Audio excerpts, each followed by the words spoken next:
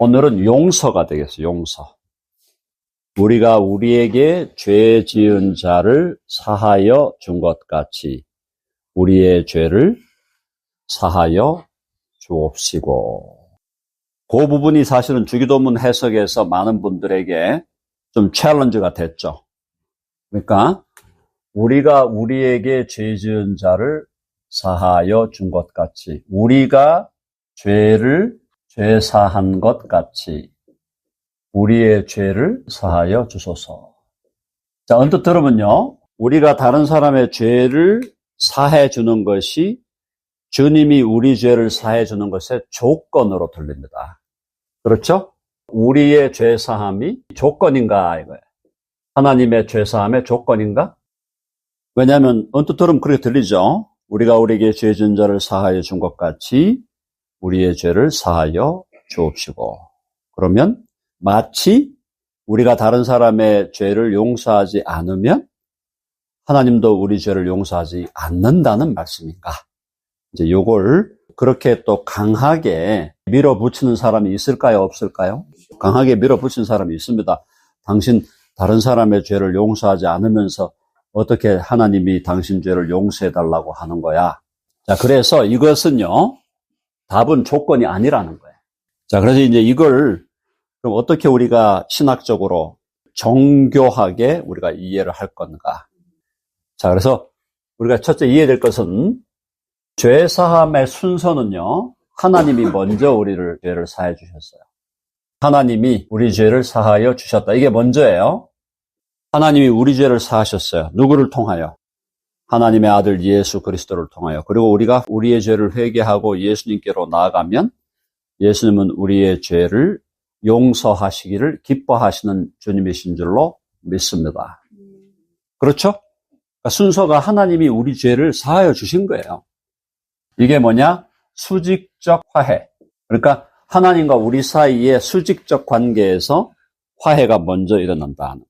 우리가 죄인으로서 우리 죄를 회개하고 예수 그리스도를 의지할 때 하나님은 그리스도의 보혈로 우리의 죄를 양털같이 희게 하시고 흰 눈과 같이 사하여 주신다는 것이 성경의 100% 완전한 가르침이에요. 자, 그러면 우리 죄를 하나님이 용서해 주신 걸 경험하면 그 다음에 어떻게 됩니까? 아, 하나님이 내 죄를 용서해 주셨네. 나와 같이 이렇게 하나님과 원수된 자를 용서하시고 용납하시고 화목하게 하셔서 우리를 누구라고 불렀어요? 이제는 너는 내 아들이야, 내 딸이야. 하나님께서 우리를 구원하실 때 그렇게 선언해 주시는 거잖아요. 네, 그렇게 하였으므로 그 다음 뭐가 일어나는가? 우리가 다른 일을, 타인을 용서하게 됩니다. 용서하게 되고 죄사함을 베풀게 되는 거예요. 즉 수평적 화해가 일어난다. 자, 수직적으로 하나님께서 먼저 우리를 예수 그리스도 안에서 우리를 용서하시고 우리 죄를 덮으시고 우리 죄를 흰 눈과 같이 양털과 같이 희게 하시라. 너희 죄가 진홍 같을지라도. 자, 이사야 한번 가보죠. 이사야 1장. 이사야서 1장에 보면 하나님의 사죄의 선언이 나오죠. 너희 죄가 진홍 같을지라도 양털같이 희리라. 네, 18절이네요. 1장 18절. 이게 우리 하나님의 용서의 선언이에요. 용서. 이사야 1장 18절. 너희 죄가 주홍 같을지라도 눈과 같이 희어질 것이요 진홍같이 붉을지라도 양털같이 희게 되리라. 주님의 용서의 선포가 있고 그 다음에 그걸 따라서 하나님이 우리를 용서하시는 그 용서를 따라서 우리도 수평적으로 타인을 용서하고 타인의 죄를 사하는 놀라운 사건이 벌어지게 되는 거예요. 그러니까 수직과 수평이 만나는 게 이게 뭐예요? 이게 십자가잖아, 십자가. 용서의 십자가. 수직적인 용서, 수평적인 용서가 이루어지게 되는 것입니다. 자, 이게 원칙이에요. 맞죠? 그러면 주기도문에서 우리가 우리에게 죄 지은 자를 사하여 준 것 같이 우리의 죄를 사하여 주옵시고라고 하는 것은 결국은 먼저 하나님이 우리의 죄를 용서하신 그 용서를 힘입어 내가 용서하게 되었습니다. 그러니 또다시 우리 죄를 용서하여 주옵소서. 그러니까 죄의 용서를 이 조건으로 본 게 아니라 사죄의 방식이 그러합니다. 이 말이에요. 사죄의 방식이 그러하다. 무슨 말입니까? 우리가 다른 사람의 죄를 용서할 때 우리에게 죄 지은 사람이 있을 수 있잖아요. 예를 들어 돈을 한 1,000만 원 빌려가 놓고 갚겠다 그래 놓고 평생 안 갚고 죽었다. 누가? 그죠? 그냥 뛰었다 이렇게 생각할 수도 있지만은 주님이 용서하라 하실 때 용서해야 된다는 거죠. 또 그런 돈의 문제가 아니라 누가 나의 자존심을 상하게 하고 나를 인격적으로 모독했다. 많은 사람들 앞에서 나를 욕하면서 비난했다. 완전 offensive하게 했는데 그거에 대해서도 나는 하나님이 나를 용서하신 그 용서를 경험한 사람으로서 나도 그 사람의 죄를 기꺼이 용서하겠습니다. 그렇죠? 하나님의 수직적 용서를 경험한 내가 수평적으로 내가 다른 사람의 죄를 용서하는 이 용서의 방식은 똑같다 이 말이에요. 하나님이 우리 죄를 용서하는 방식과 우리가 다른 사람의 죄를 용서하는 용서의 방식은 똑같다는 거예요. 그래서 그 얘기를 하는 거예요. 그러니까 우리가 우리에게 죄 지은 자를 사하여 준 것 같이 죄의 그 방식, 죄 사함의 방식, 용서의 방식과 같이 하나님도 우리의 죄를 사하여 주시옵소서. 그게 1차적인 얘기고요. 방식이 그러하다. 그 다음이 뭐냐면 하나님께 죄 사함의 용서를 받은 사람은 타인의 죄를 용서하게 될까요? 안 될까요? 그렇죠. 자연적으로 되는 거예요. 수직적 용서를 경험한 사람은 수평적 용서가 자연적인 결과예요. 물론 우리가 수평적인 용서에서 우리가 100% 성공한다는 건 아닙니다. 정말 평생 용서할 수 없는 사람들도 있을 수 있고 우리가 그럴 수 있어요. 그러나 수평적인 용서는 자연스러운 결과예요. 그렇죠? 자, 그러므로 하나님이 우리의 죄를 용서하시는 그 방식을 따라 저도 나에게 죄 지은 사람을 용서해 주었습니다. 그것이 자연적인 수직적인 용서의 경험이 나로 하여금 자연스럽게 수평적인 용서의 경험을 가져오게 했습니다. 바로 그 용서의 순환, 용서의 순환이죠. 하나님 우리를 용서하시고 우리는 우리에게 죄 지은 자를 용서하시고 그런 방식의 그 용서의 순환이 이루어지는 그 방식과 그 절차를 따라 우리의 죄를 사하여 주시옵소서. 그러니까 용서의 큰 혹은 죄 사함의 큰 순환 속에서 우리가 그 속에 들어 있사오니 우리의 죄를 용서하여 주옵소서. 그 얘기예요. 그러니까 조건을 얘기하는 게 아니다. 핵심 포인트는요. 그게 아니고 용서의 큰 순환 속에 있는 거예요. 하나님 우리를 용서하시니 우리도 우리 죄를 지은 자를 용서하고 또 우리가 우리 죄 지은 죄를 용서하는 그 방식을 따라 또 하나님은 우리의 죄를 용서하시고 계속해서 그 용서의 선순환이 일어난다. 용서의 큰 선순환 속에 우리는 존재하고 있다라는 걸 표현하고 기도하는 겁니다. 그러니까 나라는 존재가 용서라는 하나님의 용서, 타인의 용서, 또다시 하나님의 용서, 이 죄사함과 용서라고 하는 이 거대한 선순환 속에 내가 존재하고 있음을 고백하고 주님의 죄사함과 용서가 아니면 내 삶이 피폐해질 수밖에 없고 또 그걸 따라서 내가 다른 사람을 용서하지 않으면은 그것 역시 내 삶이 더욱더 피폐해지는 것이므로 그러한 피폐한 그런 삶이 아닌 하나님이 시작하신 그 죄사함과 용서의 삶에 나도 계속해서 참여하게 하여 주시옵소서. 그걸 기도하는 거예요. 그러니까 진정으로 예수 그리스도를 주와 구주로 우리가 믿는다면 다른 사람에 대한 용서는 조금 시간이 걸릴 수 있어요. 처음에 우리 믿음이 약하고 믿음이 더 강해지고 하는 시간이 좀 걸릴 수 있지만 그러나 우리 역시도 다른 사람의 죄악을 용서할 수 있게 되는 것이죠. 그래서 용서와 죄사함에 관대한 사람이 되는 거예요. 확대하면 뭡니까? 이게 나중에 주기도문이 마태복음 6장에 나오고 그 다음에 마태복음 7장에 가면은 뭐라 그랬어? 판단하지 말아라. 심판하지 말아라.